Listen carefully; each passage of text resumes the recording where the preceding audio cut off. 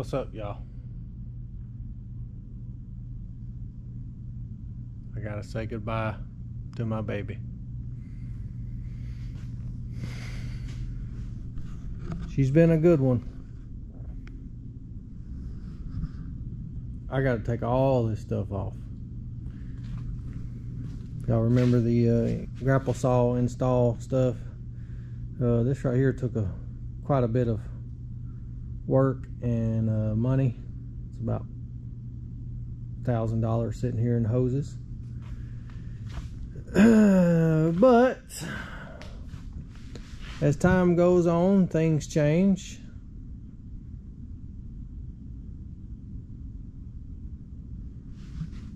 Let me get this off and I'll elaborate. Well, I guess I forgot to hit record. But anyway, there's my grapple saw hookups, valves, whatever you want to call it. Wasn't that bad. A lot easier to take off than it was getting all that stuff on. I gotta take my electrical line out. It's just run up through the thing there. I gotta figure out, I think what I'm going to do is just run up under the floor here. They already had a hole in the floor back there. There's like a hole in the floor right here, and I just got it run up and through the arm here. I'm going to leave these buttons in here because I don't want to have a hole in the grips there. It's no big deal. Once I figure out what I'm going to do with the grapple saw, I'll just get some new buttons. No big deal. So let me get that done and all this will be off. Well, y'all, today's the day. They're supposed to come pick up my baby. I hate to see her go, but it's time. But a guy called me last night. A fella called me last night and he's like, hey, I'd like to come look at the 306. I was like, well, it's kind of leaving tomorrow, so if you want to come run it, you better come on. So, but he said he'd holler at me today if he could make it up here or not. And he texted me this morning and said, hey, I'm about to head your way. I said, yeah, come on. So there's a man supposed to come run it and kind of see what he thinks about it. And y'all may know the guy, I'm not sure. Hang around, find out. All right, y'all, this fella showed up. He's gonna run it, see what he thinks about it.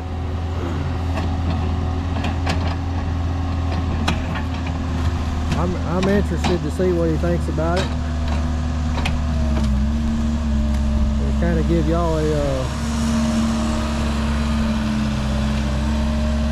y'all more perspective, more of a professional run it than I am. And I told him to give it hell.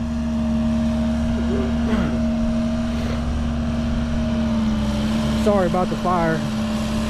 We got smoke blowing at us this way.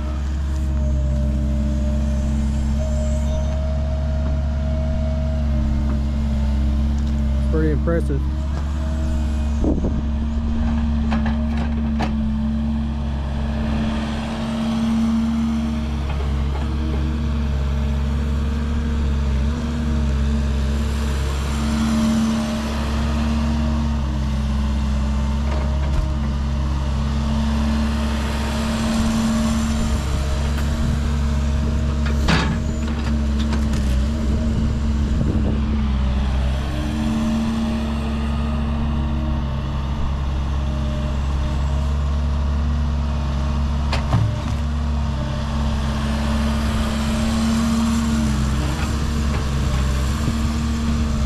Rippy, who's in our machine? Huh? Who's in there?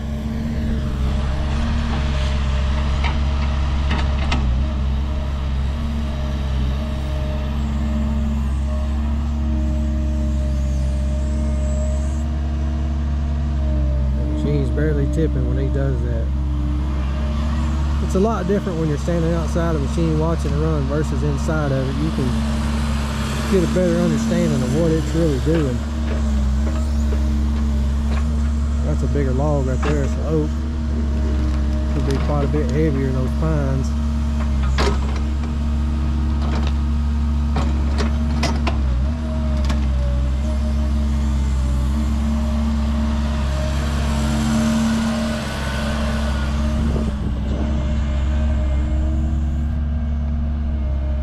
She's a little tippy there.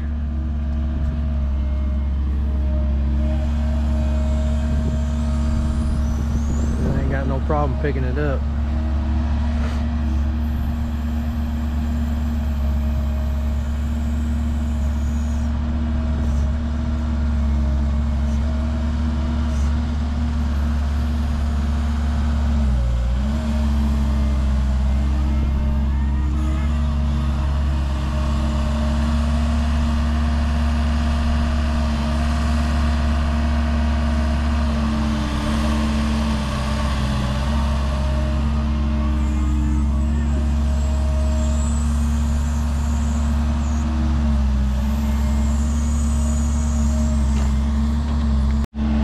Grabbing the big boy now.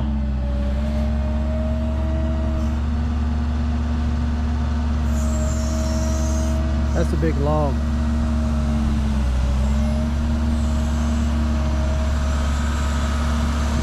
That's quite a bit bigger than the one that I demoed with that day several months ago.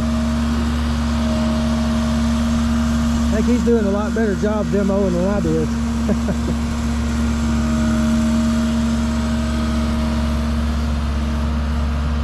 Almost like this guy's been in an excavator before. Yeah, I can find out who he is.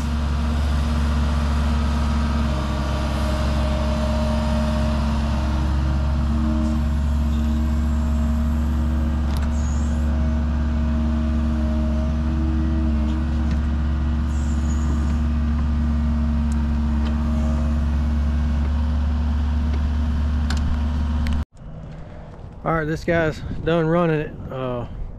Sir, you kind of look familiar. Y'all know who this guy is? I'm Let's Dig 18. Oh man. So Tim, what you think? I like it. I said on my camera a while ago that I'd been wanting to get on a 306 and run it because it's kind of the in-between machine class size between the 57 and the 80. I want something a little bit more, got a little bit more butt, more power, everything than the 57 does, but not as large as an 80 because I don't think that would work real well with me in the yards, working in some of the sensitive yards that I work in. I think I'll be pushing the limits on a machine like this right here, because this machine comes in, was about 16,000 or something like that.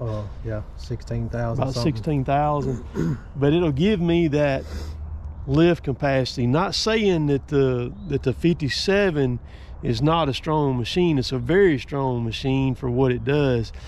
I just need just a little bit more for some of the things that I do, and to get me by as far as that goes. But it's you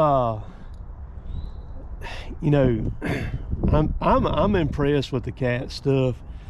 It's fast as heck. And you said you had it sit on the smart mode. Smart mode, yeah. I seen that. I couldn't remember what it was called right there, smart mode. And so if you were like running a trench or something and you keyed that thing up on full bore, the power, yeah. Holy smokes, man! I mean, that thing would rip and stomp. Sure enough, it would power through some clay pretty good. Yeah. And, well, you got in a little bit down there. I did. That stuff was sticking pretty good once I got on down there, starting to get pretty wet. And I was laying that bucket. I was wanting to cut with it flat, just kind of see how that felt as far as that goes, pulling that thing. Like if you were, say, pulling a foot and pulling on grade or something, or cutting like a smooth bottom ditch or something, you know, seeing, because that's kind of the beauty of what I do. You know, I'm just not limited to tree work per se. You know, I may be doing a tree tomorrow, or today, and I may be cutting grade on something tomorrow, putting a water line in the next day, or just anything like that. So I got everything that I do kind of got to be, you know, multi-purpose, multi-function. And I will say this: they've got like on the Kubotas, they've got them fixed to where the thumb will bypass on them, so that you don't mess the rod up in the center, you don't bend it or anything. Yeah. So like when you close the bucket up on the thumb on mine, when I've got the thumb on it, you can overpower it and close it all the way up. It will not let go of a log. The bucket you can fold the thumb all the way up. You're not gonna fold the thumb up on this, and when it's there, it's there. It ain't no, you know, overpowering or anything like that. Which what I would do is I would get the machine with the thumb set up on it, and I do just like what I've got my Kubota done. I would pull the thumb and the cylinder off and take it off and just set it in the shop there, and then that way, when I got ready to do something with the machine, I'd throw it back on there and trade it with the, you know, because it'll make it more appealing, because most people want the thumb, you know, the thumb on the machine or whatever, rather than having a machine that didn't have the thumb on it. And but I've said it in my videos a lot of times, had I known how things were going to work out for me, I would have got, there's nothing wrong with a Kubota. A Kubota, in my opinion, is if you're trying to get into it, is the best bang for the buck as far as what you get for the machine. You can't beat them. And so I've been happy with the Kubota, but of course I'm ready to do something different here in the future. And of course, I think on these machines there's a lot of different options and what have you, and everything that you can get on them. But I'm just glad to have the opportunity to come up here and run one off site, not at a dealership or something, you know, or something, and play with one and see what I thought about it and everything. Well, what I was telling them is you did a way better demo than I did on it, but it's so much more impressive standing out here watching it than sitting in a cab. Out here, you get more of perspective of what it's really doing. Sure. And I'm standing out here and I'm like, man, that thing is doing it. It's a very stout machine, very, very stout machine. It would work well in my application. Will that be what I end up buying? I'm not sure. We'll have to cross that bridge whenever I get to it, you know. And you know, because the bottom line is all about money, you know, all about money and everything. So, well, I'm glad somebody like you ran it, because you've been in way more equipment than I have. So, and like I told him, you know, running it, if you think it's junk, then say it's junk. But that's a true statement. No, it's good. It's good. I like it. So, I mean, I pushed over 30-inch trees with it. Oh yeah. And it's way more than what the machine's probably, you know, supposed to be doing, but it can do it. So it's stout, that's for sure. So y'all know Tim here is kind of responsible for the whole YouTube and pretty much what I got going on here. One thing led to another, and I mentioned that it was over a chainsaw, a 372 Husqvarna. Well, here's the chainsaw. Y'all don't mind this redneck snakeskin stuff. That was I got bored and I was wanting to do like the hydro dip stuff. So that's what that is. That's what that is then. But that's the chainsaw that got it started. Tim, I want you to do one thing for me. I need you to sign it. Where you want me to sign that? Dude, I signed a lot of stuff, but I hadn't signed a chainsaw yet. I've signed some bars and chains and things like that. No, but it don't matter. It don't matter, huh? It ain't ran in probably 2 years. It ain't ran in probably 2 years. Let's see.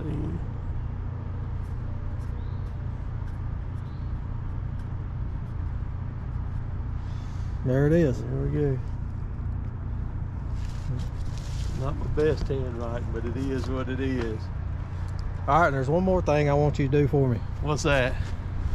what this 306 is going for. It just pulled up in the driveway, and I want you to drive it up here. All right, well, that'll work. So you may have to show me how to operate it. you're gonna have to show me, because I ain't never been in one. Oh, you hadn't?